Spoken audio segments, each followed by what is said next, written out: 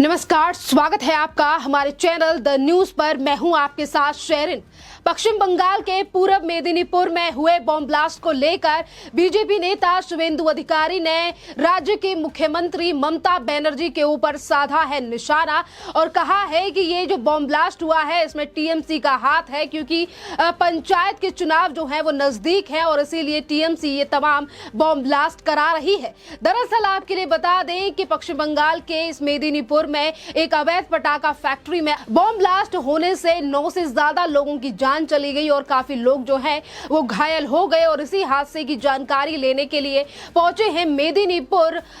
शुवेंदु अधिकारी, क्योंकि वो इसी जगह से यानी कि इस जगह से मेदिनीपुर से काफी ज्यादा ताल्लुक रखते हैं और इसीलिए जब वो वहां का जायजा लेने पहुंचे हैं और हालातों को देखते हुए शुवेंदु अधिकारी ने ममता बनर्जी से इस्तीफा मांगा है और कहा है कि टीएमसी के द्वारा ही ये तमाम चीजें की जा रही हैं, क्योंकि अभी राज्य में पंचायत के चुनाव होने वाले हैं। इतना ही नहीं, शुवेंदु अधिकारी ने यह भी कहा है कि हम एनआईए की जांच की मांग करते हैं इस पूरे मामले को लेकर और ममता बनर्जी को इस्तीफा देना चाहिए। वहीं हम आपको बता दें कि इतना ज्यादा जो बयानबाजी इस पूरे मामले को लेकर हो रही है और सवेरे से ही शुवेंदु अधिकारी जो हैं वो ममता बनर्जी सरकार पर हमलावर हैं इस बॉम्ब ब्लास्ट को लेकर, क्योंकि जब भी राज्य में छोटे से बड़े चुनाव होते हैं इसी तरीके के बॉम्ब ब्लास्ट जो हैं वो पश्चिम बंगाल में देखे जाते हैं। और अभी इसी पूरे मामले को लेकर जो है वो रिपोर्ट भी सामने आ चुकी है और रिपोर्ट में ये भी बताया गया है कि मेदिनीपुर जिले के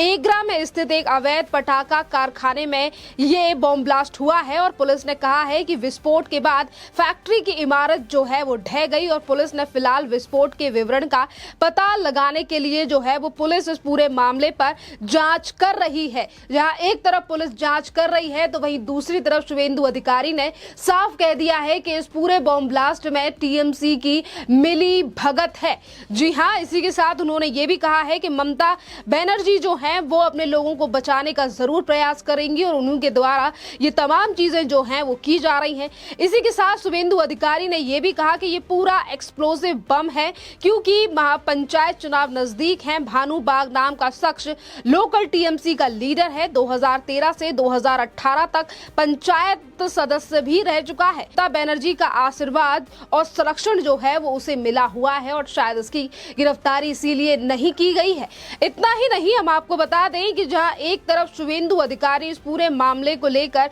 घायलों से लेकर और जिन लोगों की मृत्यु हुई है उनको सांत्वना देने के लिए वहां पहुंचे हैं, तो वहीं दूसरी तरफ ममता बनर्जी ने भी इस पूरे मामले को लेकर सवेरे जो है वो प्रेस कॉन्फ्रेंस की थी, जिस पर ममता बनर्जी ने कहा कि इगरा के स्थानीय पुलिस प्रमुख के खिलाफ कार्रवाई की जाएगी, क्योंकि उन्होंने इस क्षेत्र में अवैध पटाखा विनिर्माण इकाई चलाने की जानकारी नहीं दी थी। जहां एक तरफ शुवेंदु अधिकारी ममता बनर्जी के नेता और उनकी सरकार को लेकर सवाल उठा रहे हैं, तो वहीं दूसरी तरफ ममता बनर्जी जो हैं वो अपनी सरकार का पल्ला झाड़ते हुए ये कह रही है कि राज्य से यानी कि जो वहां का पुलिस अधिकारी है उसके ऊपर कार्रवाई की जाएगी, क्योंकि उसने अवैध पटाखा जो कंपनी चलाई जा रही थी उसके बारे में जानकारी नहीं दी। इसी के साथ ममता बनर्जी ने यह तक कहा कि अवैध पटाखा विनिर्माण इकाई का मालिक मंगलवार के विस्फोट के बाद उड़ीसा भाग गया। उन्होंने कहा कि मालिक को यह फैक्ट्री चलाने को लेकर पिछले साल अक्टूबर में गिरफ्तार किया गया था।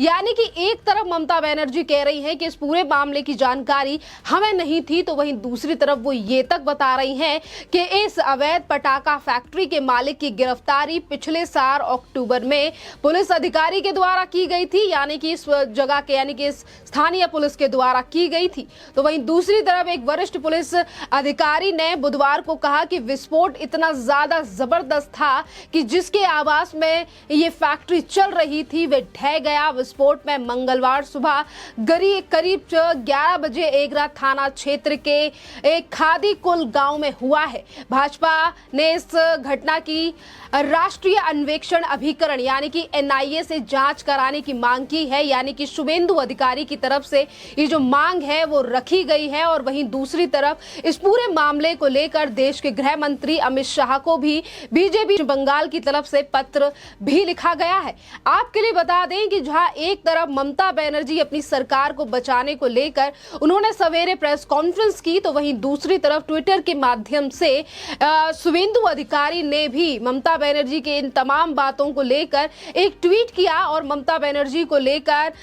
शुभेंदु अधिकारी ने कहा कि ममता बनर्जी जो एक गृह मंत्री भी हैं, आज प्रेस वार्ता को संबोधित करते हुए एग्रा में हुए विस्फोटक के बारे में बता रही थी। और जब उन्होंने एक तरफ शुभेंदु अधिकारी ने प्रेस कॉन्फ्रेंस के बिंदुओं को लेकर बात की है, तो वहीं दूसरी तरफ उन्होंने 3 ऐसे सिद्धांत उठाए हैं जिनको लेकर उन्होंने सवाल पूछे हैं ममता बनर्जी से। आपके लिए बता दें कि शुभेंदु अधिकारी ने इस पूरे मामले को लेकर 3-4 सवाल जो हैं वो ममता बनर्जी से पूछे हैं और 3-4 बिंदु भी गिनवाए हैं, जिसमें से पहला एक है कि घटनास्थल उड़ीसा सीमा के पास है, ये जानकारी एकमात्र जिम्मेदारी नहीं है, यानी कि ममता बनर्जी ये कहकर अपनी जिम्मेदारियों से भाग रहे हैं। और दूसरा ये कि 2 महीने पहले जिस पंचायत में टीएमसी का बहुमत था उसे बीजेपी ने अपने कब्जे में ले लिया और एक निर्दलीय उम्मीदवार को प्रधान के रूप में चुना गया। तो वहीं दूसरी तरफ तीसरा जो सिद्धांत है, यानी कि जो बात नोट की गई है शुभेंदु अधिकारी की तरफ से, वो ये भी कह रहे हैं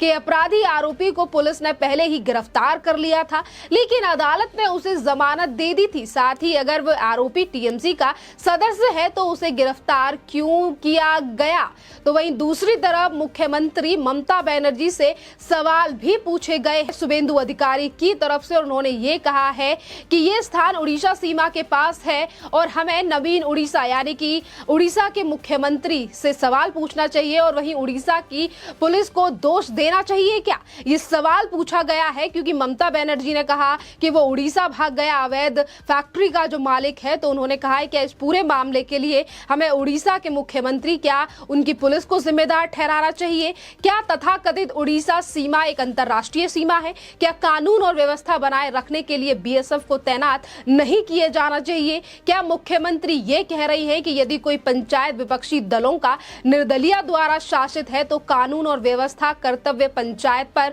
ना है होगी और ना कि गृह विभाग पर, क्योंकि उन्होंने विधानसभा में ऐसा कोई कानून पारित नहीं किया है। तो वहीं दूसरी तरफ चौथा सवाल भी पूछा गया है शुभेंदु अधिकारी की तरफ से। उन्होंने ये भी कहा है कि अगर गिरफ्तार किया गया व्यक्ति और एक साथ ही जमानत पर रिहा किया गया तो क्या मुख्यमंत्री इस घटना के लिए माननीय न्यायालय को जिम्मेदार ठहरा रही है? और इसी के साथ और क्या वो ये स्वीकार कर रही हैं कि पुलिस कभी टीएमसी से जुड़ी किसी व्यक्ति को गिरफ्तार नहीं करती? उनके बयान से साफ है कि पुलिस एग्रा आईएससी को लेकर मेदिनीपुर एसपी तक अवैध पटाखा फैक्ट्री के बारे में जानते थे और जब आरोपी ने अपना काम फिर से शुरू किया तो पुलिस ने अवैध गतिविधियों को क्यों नहीं रोका। जी हाँ, ये बहुत बड़ा सवाल है जो शुभेंदु अधिकारी की तरफ से पूछा गया है। और क्या वे इस पूरे मामले को जानते थे, क्योंकि लाभ में से भारी कटौती उनके साइड साझा की जा रही थी और फिरौती दी जा रही थी इस अवैध पटाखा फैक्ट्री को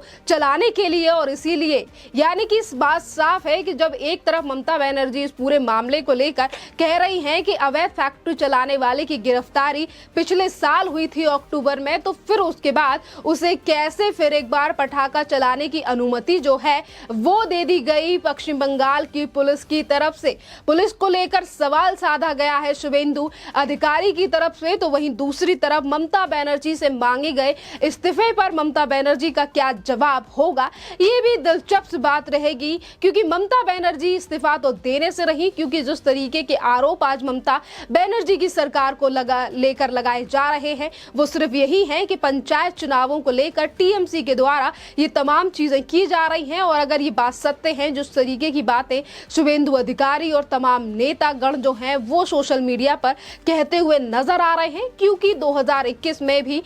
विधानसभा का रिजल्ट आने के बाद 3 मई को कुछ इसी तरीके की चीजें जो हैं वो पश्चिम बंगाल में देखने के लिए मिली थी, जब तमाम लोगों के घरों को जला दिया गया था और उन्हें घर से बाहर निकाल दिया गया था। खैर, इस पूरे मामले पर आपकी जो भी राय हो आप हमें कमेंट करके जरूर बताइए। धन्यवाद।